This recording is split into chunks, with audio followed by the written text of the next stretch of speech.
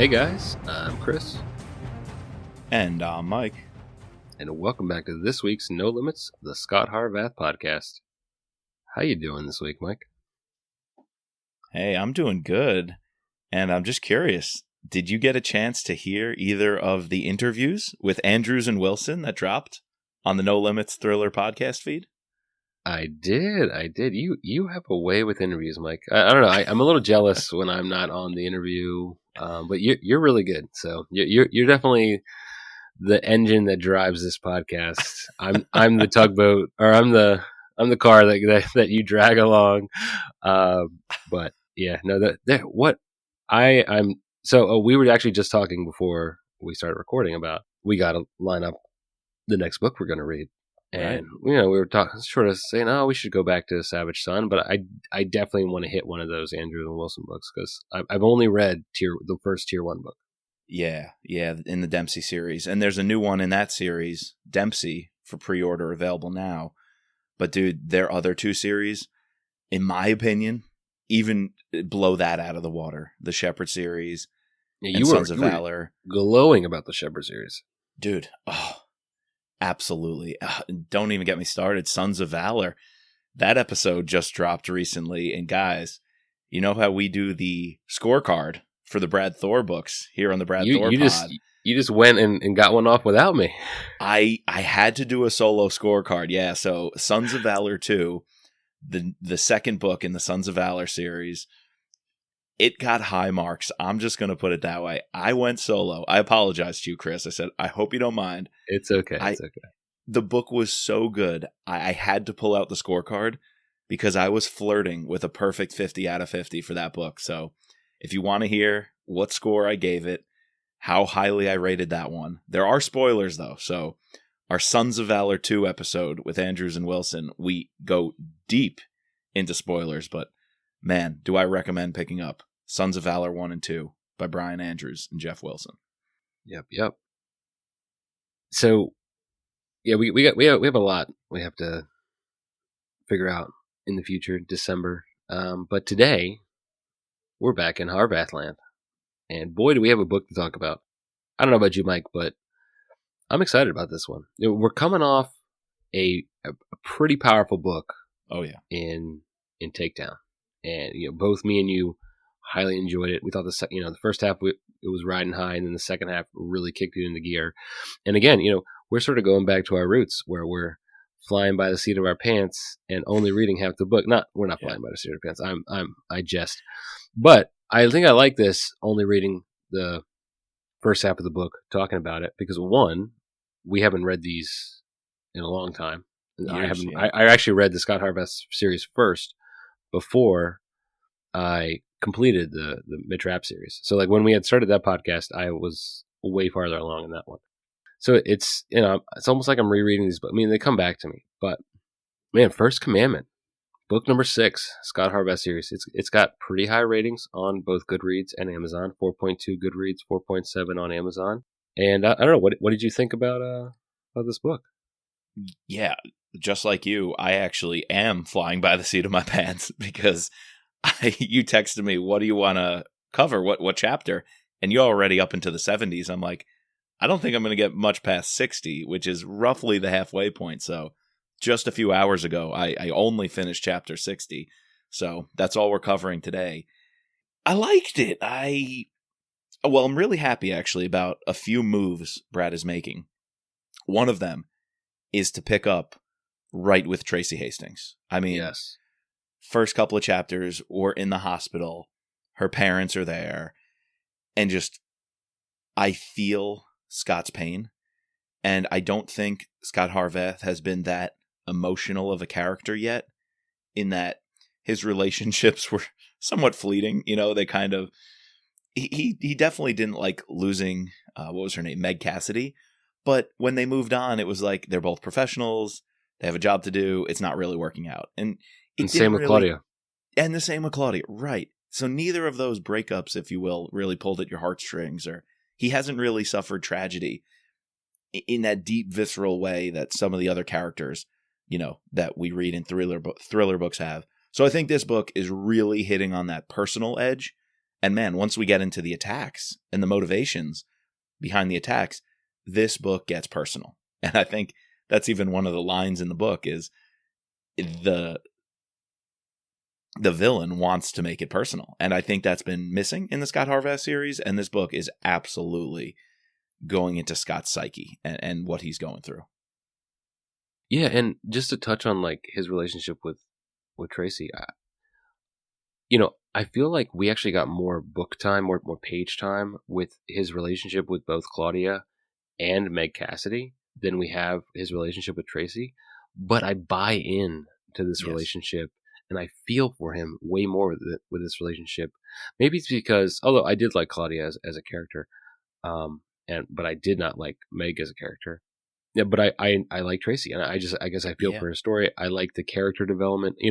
That was one of the best parts of Takedown was all the characters were fully developed, and so maybe that's why I'm buying into this early on way more. And yeah, like you said, it's getting personal. I like that one. So we mentioned we're going up to chapter 60. There's 124 chapters in this book, but they're super quick pace. And so you can see where it's a longer book, right, than the most recent one we've read, but it kind of has that very similar pace that The Rising Tiger has, but just with a little bit more meat. And I like it. I'm digging it. It's very. The reason I got up to chapter 70, I was full and well ready to stop at 62 or whatever we had agreed on, but I just couldn't. I couldn't stop listening. I was engaged. We were getting to that part of the book where I was like, all right, I need to know more. I need to know more. I sense there's a turn coming somewhere around the halfway point that the story's going to kick into gear, and yeah, you can just feel it. Yeah, it's there. I'm kind of on the edge, wanting to keep going into it. Although I wouldn't say this one is exactly a page turner. It's not, I think, the most action-packed up front in terms of bang, bang, bang. We're going from one thing to the next thing, and it's nonstop. It almost is a slow burn, and this setup, I'm here for it, and I'm enjoying these teases, but I am left wondering, is this book just a little bit slow to develop and get to the point? I mean, we've got a lot of storylines. I think I wrote down about 7 or 8 different storylines happening at once. There's a lot going on. There's a lot going on. I know they're going to all have payoff, but there's a few of them I have questions about if they're just developing too slowly and lingering. And that's something we'll get into. I don't know if all the storylines have my full attention, but the ones that do are really good. And like we talked about, that's Tracy in the hospital with her parents, her recovery. That's the Gitmo detainees who were released. My brain is firing questions. Who, where, why? We know the president's involved in that. And I'm enjoying a lot of these dynamics. Yeah. Maybe it's just because of recency bias, but were you getting any terminalist vibes in the beginning of reading this? This guy who, not that he had his wife killed, but he has, his I guess, girlfriend almost potentially killed. And then he has his mother targeted. And then his coach, his Olympic coaches. And then we're going to jump to, I think we get to the part where some of his ex-colleagues are going to be injured. And so, a lot of portions of his life are being, interrupted or unfortunate things are happening. And yet he's being shut out. He is not supposed to take any action on this, but then he has to be the one-man wrecking crew going around, killing people, getting information, doing whatever. It's obviously not a one-to-one correlation, but I was getting a little bit of terminalist vibes. I hadn't thought about it that way. I think the way you explained it, I definitely see it. It's very different. Although I did wonder that too. While this book is getting very personal, I wouldn't say I feel like James Reese felt. I mean, that utter world collapsing, losing everything. Like, I'm actually surprised, especially with Scott's mother, when she was attacked, and it was a very strange attack. I want to ask you about this biblical theme going on, and This idea of the locust or the 10 plagues of It's Egypt. I think that's a Thorism. It's like it's taking Yeah. it's something very similar. I guess maybe it's more closely related to like a Consent to Kill in terms of Louis Gould in the attack on Anna, trying to take everything away from Mitch, and then Mitch has to go, find the killer, whatever. I think, yeah, it's closer to that in terms of the plotting. But in the sense that it's like Brad can't just have that. He has to he always has to throw in one, obviously, locations. We're going all over the place again. Oh, we are. Yeah. And two, it's like that little bit of historical fiction, historical or faction, like an added element that he likes to throw on, like the fossils, Hannibal, like the archaeology Hannibal stuff. Yeah, yeah. Mm-hmm. He's. I think what it's book was interesting. that? He's that was Path of the Assassin. No, that was the one that Blowback. Yes, Blowback. Yeah. I think it's stuff that he's interested in that he likes to throw in there. Again, he's also a huge military historian, so we get callbacks to the. He kills one of the masterminds Beirut attacks of the Beirut, the Beirut attack. Like that was a really cool connection. I love learning,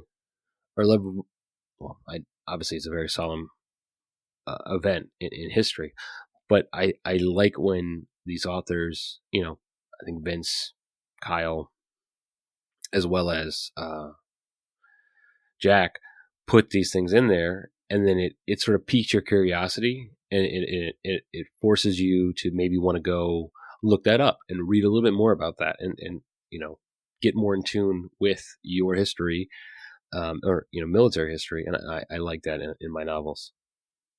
Yeah, I like that too, and I like how it's brought in because we knew from the end of the last book, Takedown, that Tracy Hastings' killer had beef with Scot. There was that cliffhanger of like, this was an enemy from Scott's past.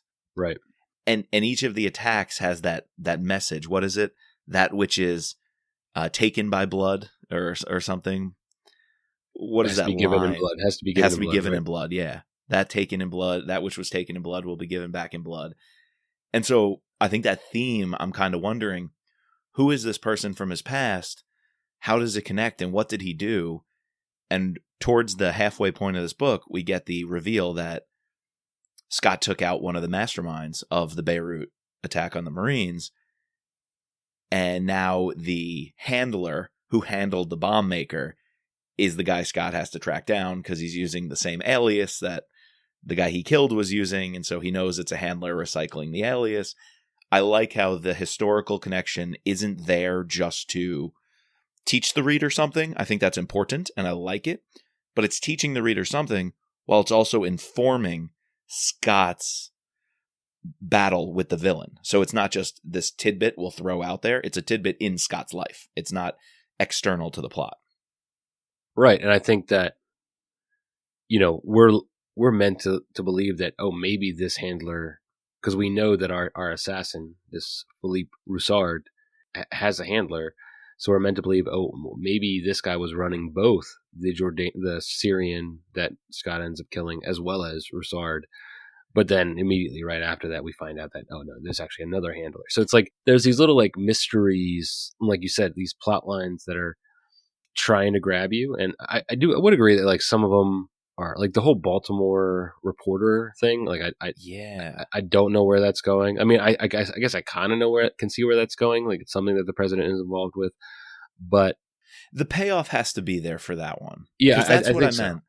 Like the Baltimore, we were kind of saying the same thing with Takedown, with Takedown, because in the beginning there was all these plot lines, and it did pay off, and I guess that we'll have to find out landing. if he does it again. Yeah, he really stuck the landing there. And then another like really on the nose was there's a code word I think Director Vale, the CIA director, uses with the president, like Operation blank blank, whatever it was. And that reminded me in Takedown, we heard about Operation Driftwood or whatever it was. And we never knew what that was. It was never even really totally revealed, but it slowly unraveled in the second half of the book. So I'm hoping whatever Vale and the president are up to with these Gitmo detainees being released and their plan to track them failing, it sounds like there's another layer here. and the FBI moved this body out of a morgue and took it to Charleston.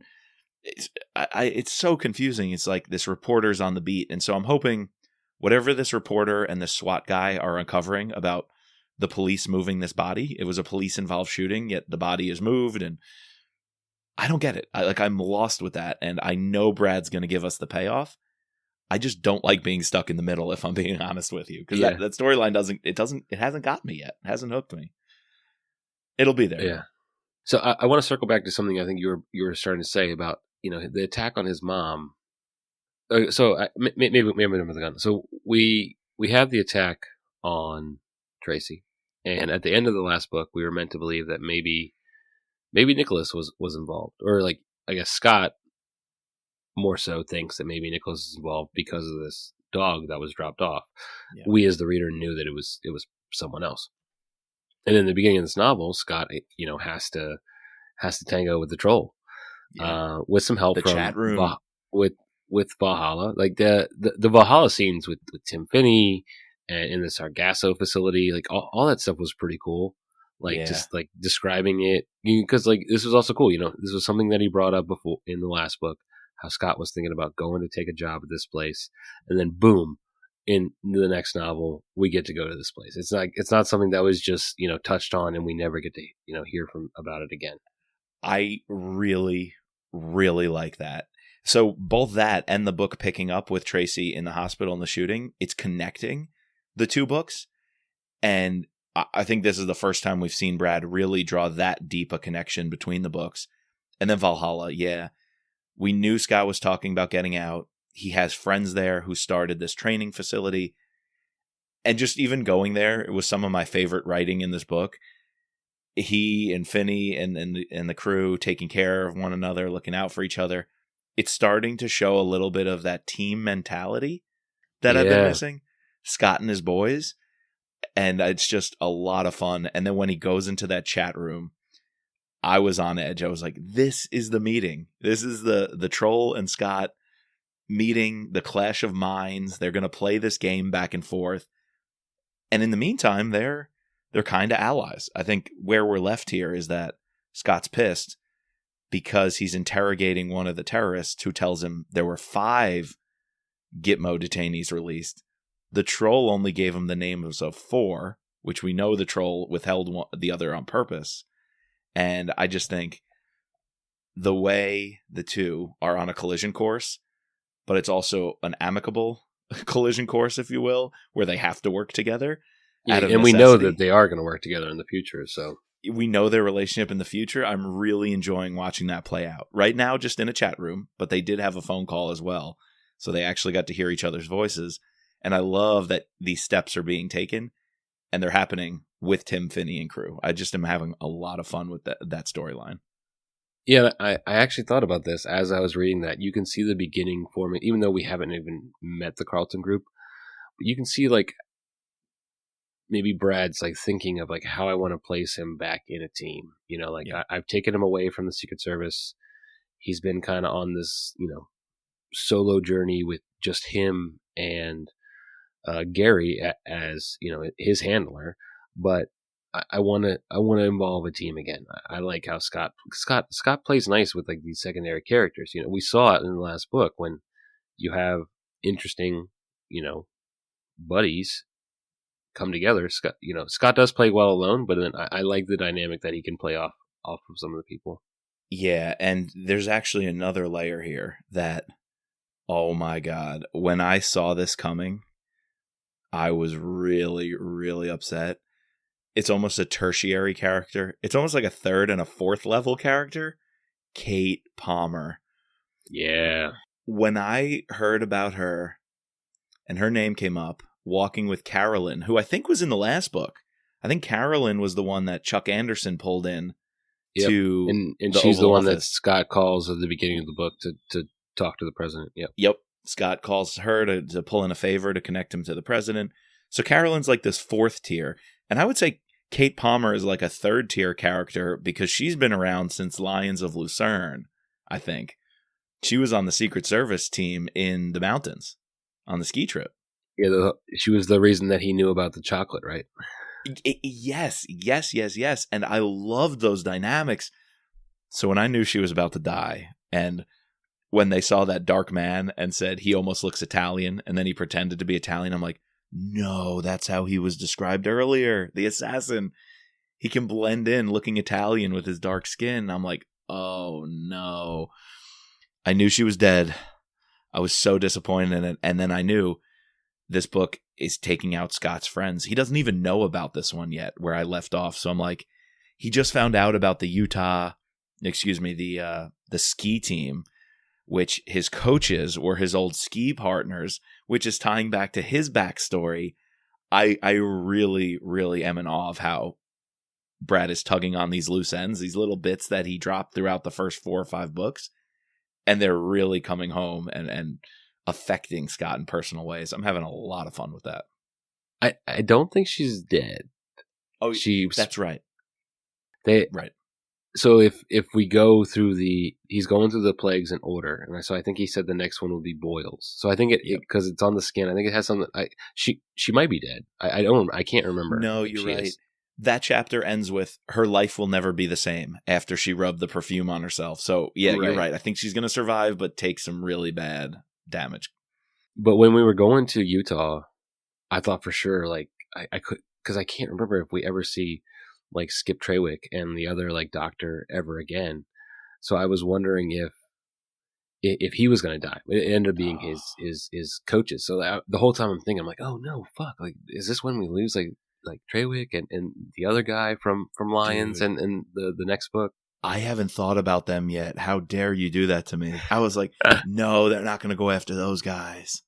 Yeah. I knew it was the ski team. I knew it was going to be some of his colleagues and or his mentor from the ski team, because I was like, why is he in Utah? Why is he watching aerials? And I'm like, oh, Scott probably knows the ski team folks from when he skied. And I was like, damn it.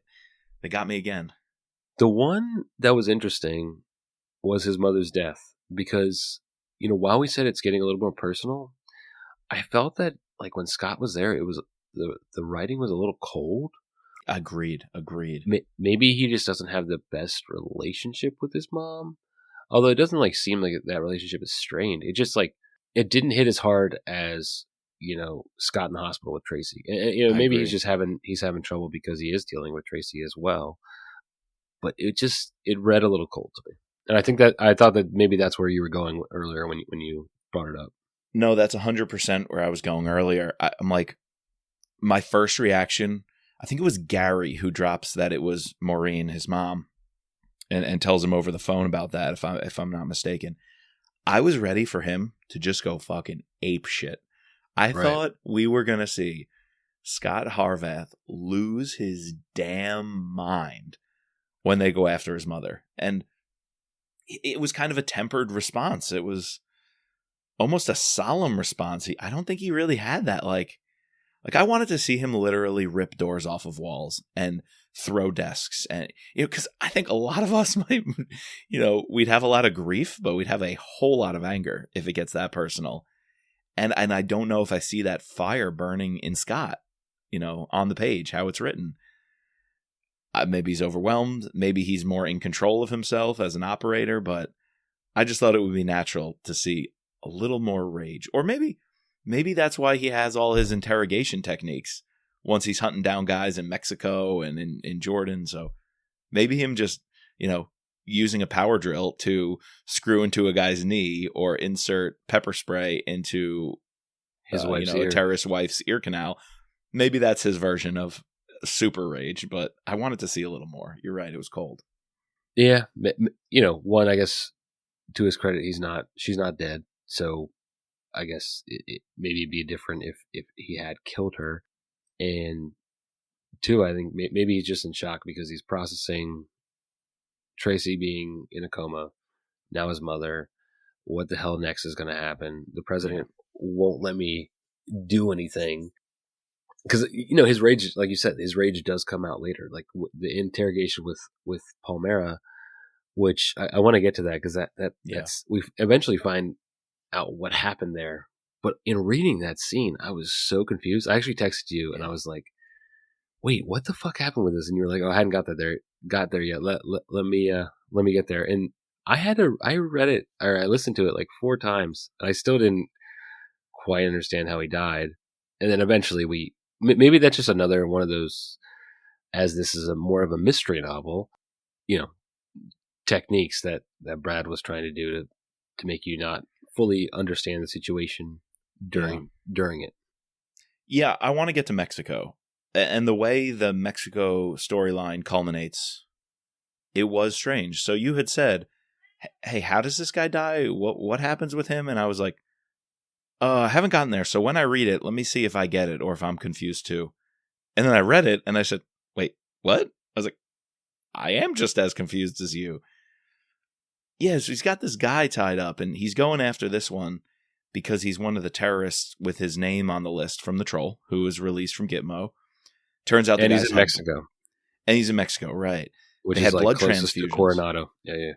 So whoever got them out completely, as soon as they cleared Cuban airspace, did a full blood transfusion so they wouldn't have the radioisotope in them anymore. So whoever was releasing these guys, and it sounds like the president was on board, and we were going to track them to see where they go, that failed. That was out the window. Someone was a leak who let the bad guys know this radioisotope needs to be purged from their body.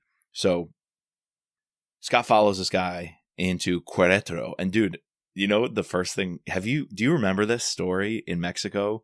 There was a soccer match between Querétaro and Atlas, 2 teams. Oh, last year, MX. Right? Dude, there was like this massive riot. I think it was earlier. Yeah. It was last season. So I think earlier this year in 2022. Dude, I knew nothing else about Querétaro, but I knew from that story that this place is this is a rough place. 17 people died in a soccer stadium riot between teams that essentially were like cartels, and the fans were these super hooligans. I just remember seeing pools of blood around people laying out in the concourse of the soccer stadium. Shit. But dude, the officials, this is what made it worse. The officials declared no one died. And you literally had news reports of dead people laying in a soccer arena. It was bananas.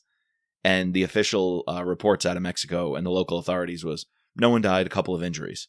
And they completely tried to cover this thing up, even though the footage was everywhere.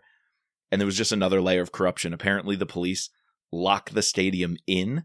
So they basically just corralled it and said, you guys brawl in there, and didn't do anything. I think they just stayed on the outskirts, and it was like this whole disaster. So that pretty much defines the region that Scott is operating in and has to go find this guy. I think it's a bit chaotic, to say the least. Definitely. Yeah, and, there were some interesting scenes here with, Scott having to take out Tim Finney having to take out the dogs, and there, seeing Scott in action is cool. Him starting the interrogation. Obviously, eventually we find out that this guy it's a dead end.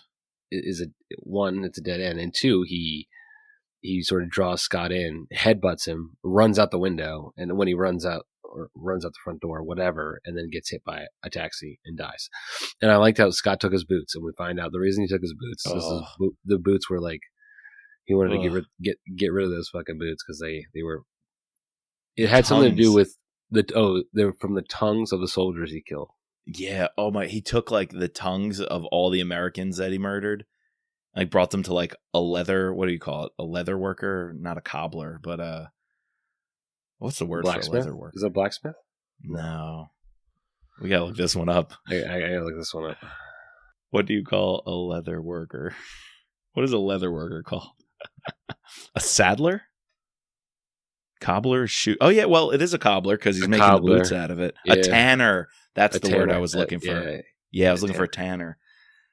Yeah, but this dude makes his boots out of the tongues, which then is going to trip off the Americans when Director Vale and the CIA are trying to make sense of this.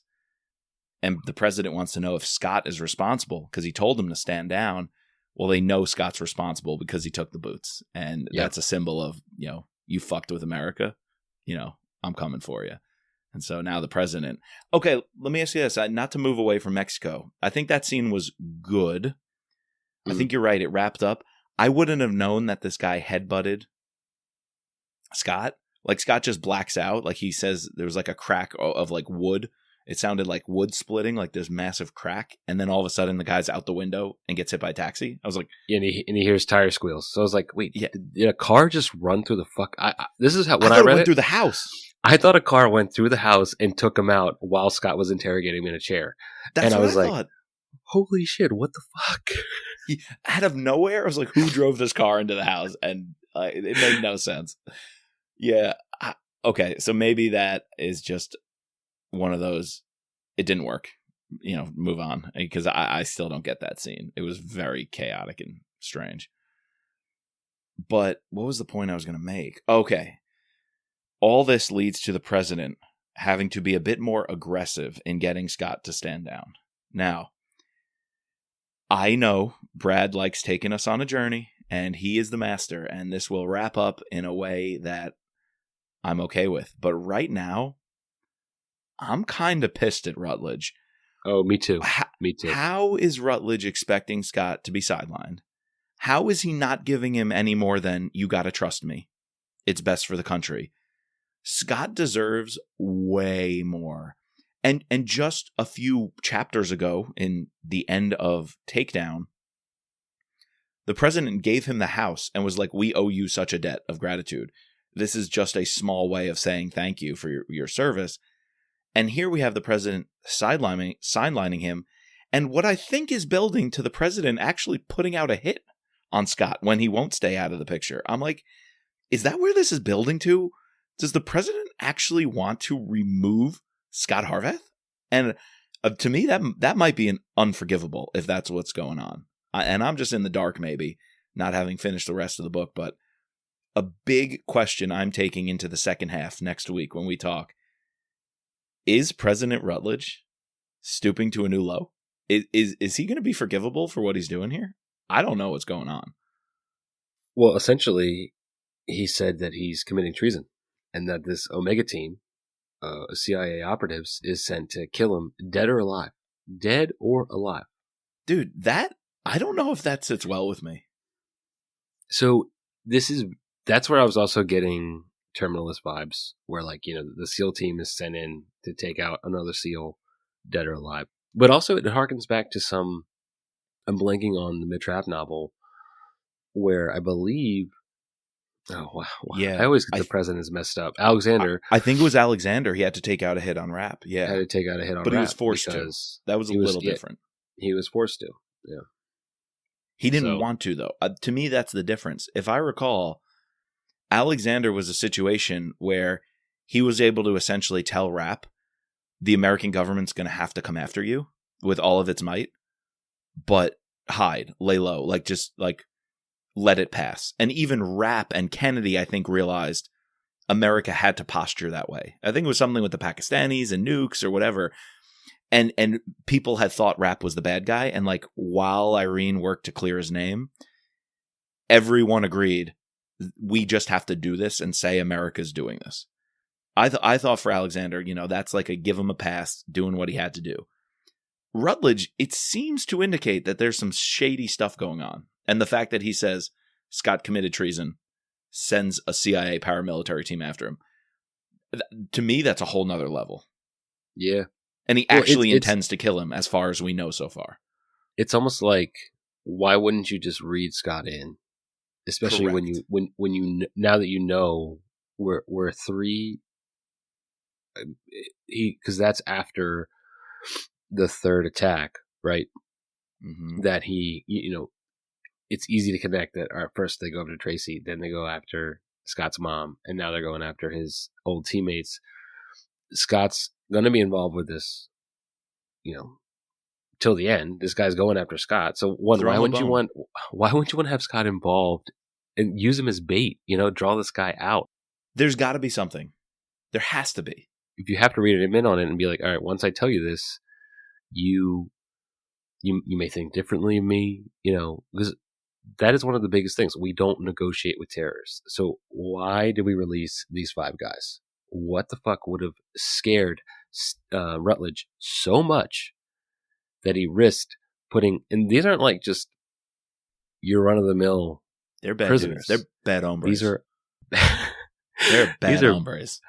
These are bad dudes who have killed many Americans. We're talking about someone who, while not directly involved, is his mentor was in charge of the Beirut attack. We're talking about a cartel leader who was sent over to Iraq to train people to torture military Americans that were captured, whatever. And Roussard's the sniper. He's Juba. Yeah. We know that Roussard is this crazy ass sniper has hundreds of confirmed kills, right? So who knows who the other two fucks are? Like, they're bad guys. We haven't even gotten there yet. But hold on. We're saying this, and I'm agreeing with you. We're on the same page. But don't we have to trust Brad? Like, hasn't he told us we can trust him? There's no way he's going to have the president issue that order. And the president and Director Vale just go, haha, let's sneak around Scot Harvath and ignore him and leave him out and now actually try to kill him. Let's release all these guys. The radioisotope thing could not have been the only, backup plan. There had to be an ace in the hole. Shouldn't we trust Brad that this is going to work out? Like, I thought the president, Rutledge, was built up to the point where if he says, Scott, I can't tell you anything. You got to do this thing. I need you to do it. And this is what's best for America. Aren't we the reader? And isn't Scott in a place where we say, yes, sir? Like, I don't think Rutledge has been built up to be a sleazeball who's going to turn on Scott at any second. Yet, boom, that's what he did. He turned on him.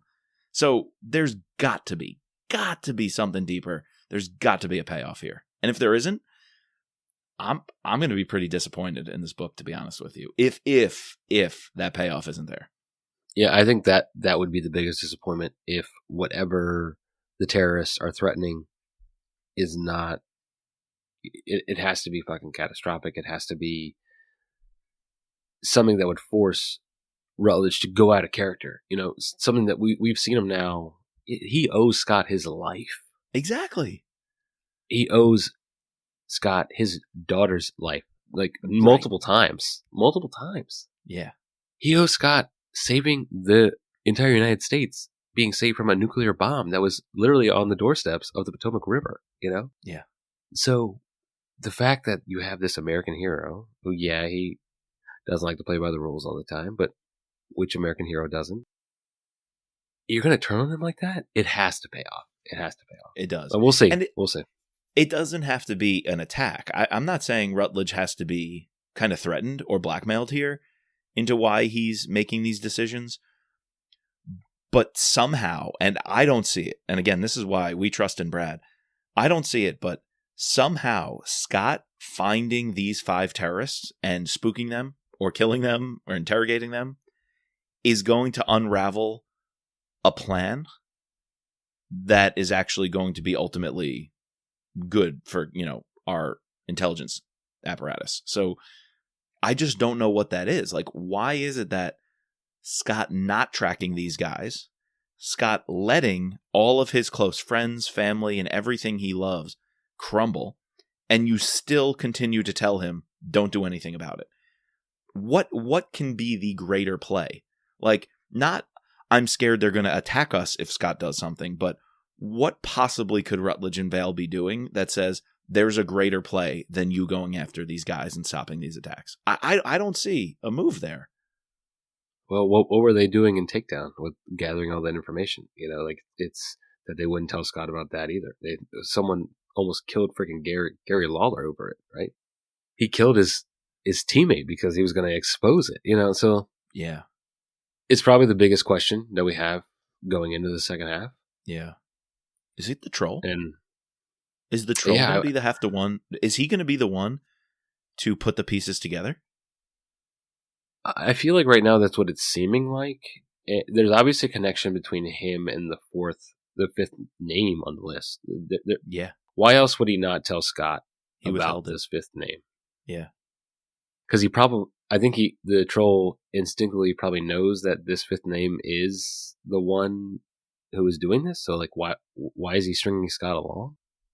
And even, I think it's even suggested that maybe the troll even knew because he had a private eye on the house, to drop off the dog in the very beginning. So maybe he caught a glimpse of someone else there tracking it. He also knew about the blood.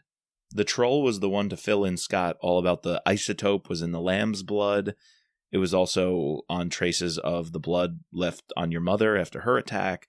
So the troll has some like omniscience about how these attacks are being organized. And we know, I love every time he's brought up and his backstory's given. The troll doesn't just see the power in information, because that's the trope, right? Knowledge is power. But the troll sees the power is successfully being able to navigate the data, to use the data to your advantage, to manipulate it, to spot the trends, and know how and when to put the pieces together. I love how that's always brought up as the troll's real secret. Not that he has the knowledge, but that he knows how to piece the knowledge together in an advantageous way, which leads me to believe his expertise is what the Valhalla boys are going to have to bring into the fold. This chat room where it's been somewhat antagonistic and neither side is fully showing their cards.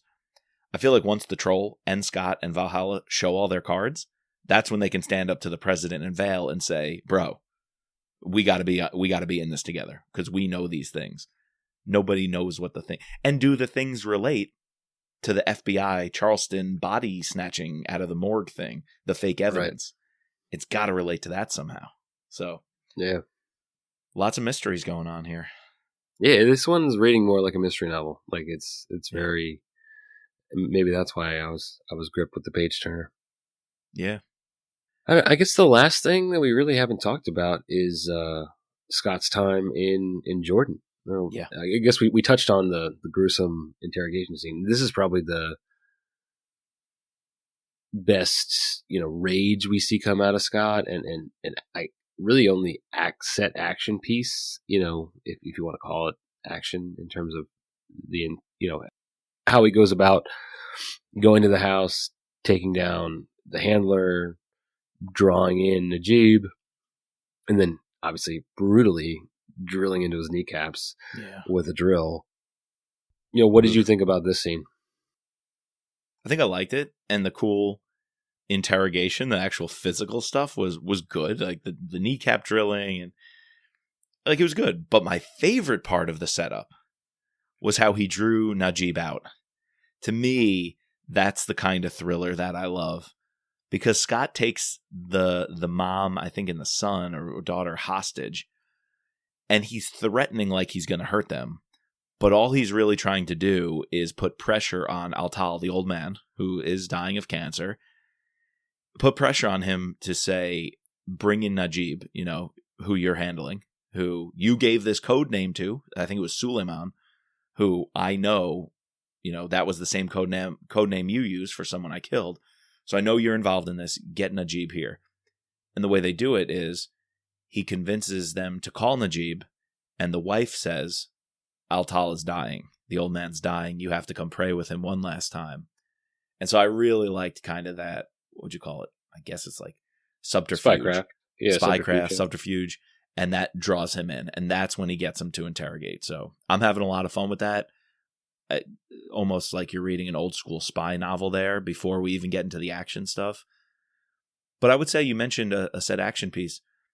I think before the strange ending, Querétaro and Mexico might have been my favorite action. It's just too bad it ended kind of abruptly and it ultimately didn't connect all that much. Right. I think the Altal interrogation is more action in sense of you're on the edge of your seat. You want the information. The pieces are starting to come together. But I thought in terms of action drama, the Mexico stuff slightly gets the edge there in terms of the action. When they're, sneaking over the wall and he comes home and he's turning the key, doesn't hear the dogs barking. There's going to be a little shootout.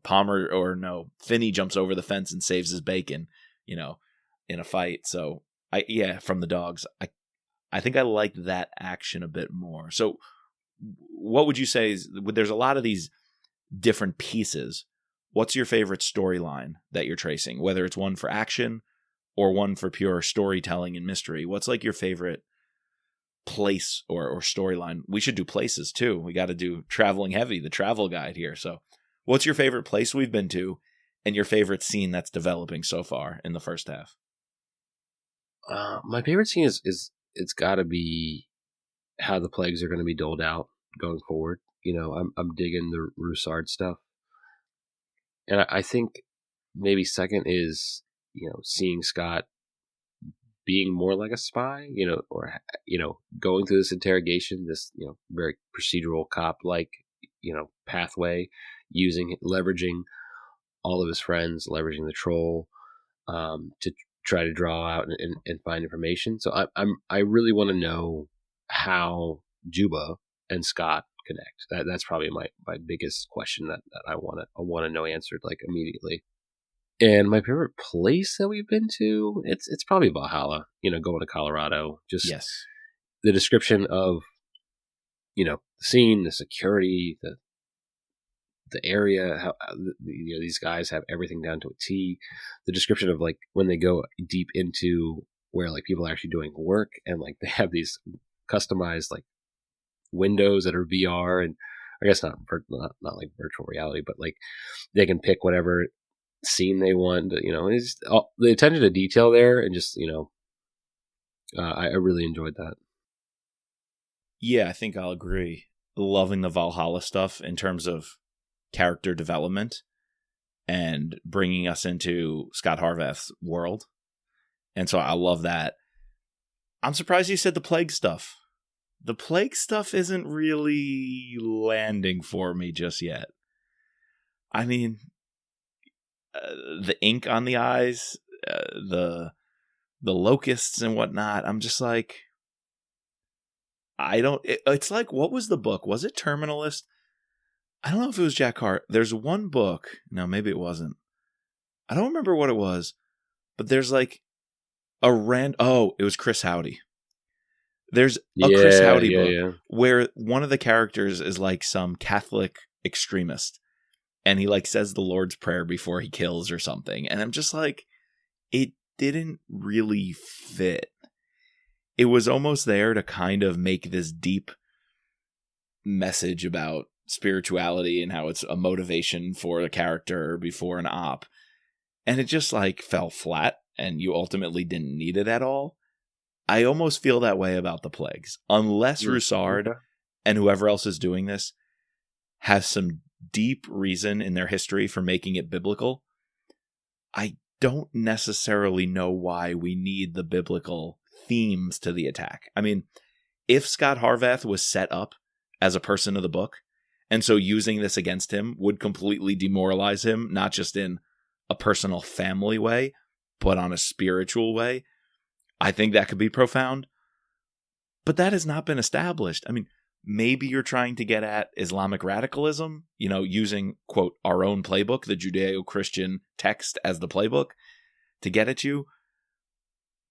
But still, that's not this universe. So right now, where we are, I'd put the plague theme as a loser of the book, if we're doing winners, losers.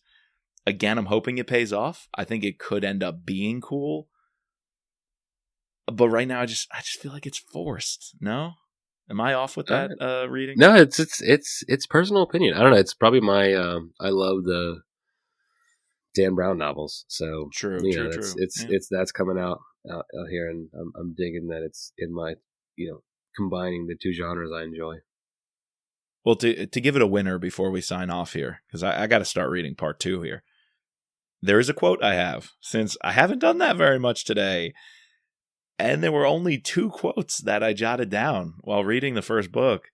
I would definitely give this one the winner of the first half. This kind of writing was phenomenal. And this one comes when Scott is comparing himself to Finney and Parker and the Valhalla boys.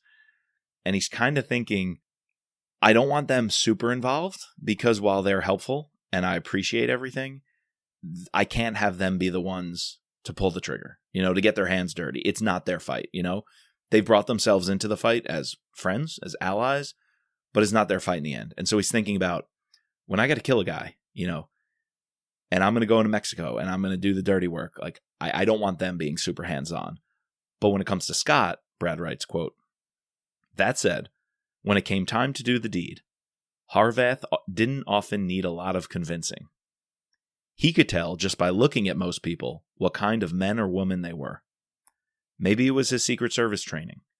Maybe it was the years he'd spent in dangerous professions. But the bottom line was that having killed on numerous occasions, he recognized that ability in others instantly. The hard, implacable face, the ever-watchful eyes, and it was always there. A person familiar with killing wore it like $100 haircut. It was unmistakable. Dude, I love that. Love that. That's a good one. And I think he uses that in Mexico to identify who are the guys with Palmera and some of the bad hombres down there. So a person familiar with killing wore it like $100 haircut. It was unmistakable. He could spot him. Yeah, no, I think he also uses it in Jordan with the bodyguard, knowing that these guys, you can see it when someone has killed somebody, and like, you know, sort of tell that it's okay for me to take this one out because I'm doing the world a justice. I feel like that's a Mitch Rapp quality right there too. So yeah. So just to wrap it up, doing traveling heavy, we go from Gitmo to DC, Falls Church, Colorado, the Trolls in Brazil. Scott goes to Mexico, Coronado. He doesn't go to Colorado. Sorry, Roussard goes to Utah. Utah is where Park City is, right? Colorado is where Valhalla is. Yep. And Scott ends up going to Jordan and then back to Maryland or back to DC.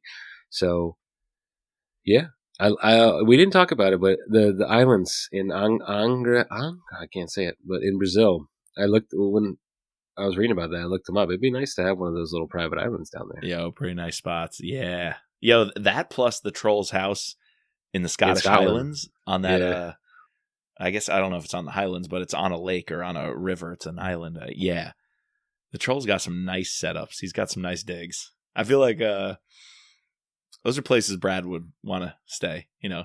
Yeah. A month or two vacation, bang out a couple of chapters for a book. I feel like Brad writes the places he's been or wants to go for sure. Definitely. Yeah, dude, I can't see us in the second half doing too much more traveling heavy. We've traveled heavy already. And thinking ahead to the scorecard, I know you like to give Brad some really good marks on the set pieces and the settings. You just listed a bunch of places. Outside of Valhalla, I don't know if any of them were truly and fully immersive as much as I'd want it to be. Going to the Sargasso mining facility where they have the secret intelligence network in Valhalla, I loved. Querétaro, maybe I felt the grit of the Mexican streets. I don't know if I felt that way, you know, in Brazil yet or in Amman. It's kind of a quick scene there. Or even Charleston, this investigator who's following the cops around, trying to find out why the body was moved from the morgue. I feel like we're going to too many places. We're almost scratching the surface as opposed to going deep. So, yeah, I don't know how I feel about the settings yet on this. I like Valhalla. I liked a little bit in Mexico. I still need an immersive experience going to one more place more fully that I hope we stay at for a little bit before I can say the setting on this one was really top notch. Yeah, I would argue that you're right. But I guess the only one he really goes into depth about is those islands in Brazil. Like that's the only location besides Valhalla that he actually takes a couple paragraphs to describe what these are. Yeah, that's you know, the seasons. But yeah, I would agree with you. Like he doesn't go in at all like San Diego. He doesn't go into all really about like Jordan. This, you know, we're just there. You know, it's just like a title card in a movie. Like boom, we're there. And then move on to the next spot. So, yeah, you know, while it is a lot of places, I wouldn't rate it as highly as, you know, like Lions, where we're going all over the place. But every place we go, we're getting a couple of paragraphs to feel fully immersed in that scene and to appreciate like why we are here. You know, so the verisimilitude. To throw out some big fancy academic words, but there you go. I'm not feeling it. Like GRE word for you. Yeah, there you go. I'm not feeling that yet. Most times I'm reading a Brad novel, verisimilitude, I'm there. I'm in it. It's almost like their universe is my universe for a little bit. Not quite there yet. So I don't want to make projections, but if we're thinking we've read 5 books, this is number 6. To me, big things have to happen in the second half to put it into that top 5 or top 4, maybe. I mean, nothing is worse than Blowback. Path of the Assassin was mediocre at best. I feel like this one's middle of the pack, possibly. I think this is definitely better than those two. Yes. And then we have to start having a discussion. But it's not Lions. It's not a takedown yet. So we'll see. We'll see how the second half goes. Does it turn more like a path, like a Blowback, or does it just sort of stay in the middle, or does it rise? That's like that's a takedown. Yeah, like a takedown. It could crescendo and be freaking incredible in the last half. We were vibing a little bit more in the first half. We had we're like, where's this going? But we were still vibing because there was a lot of action. Yeah.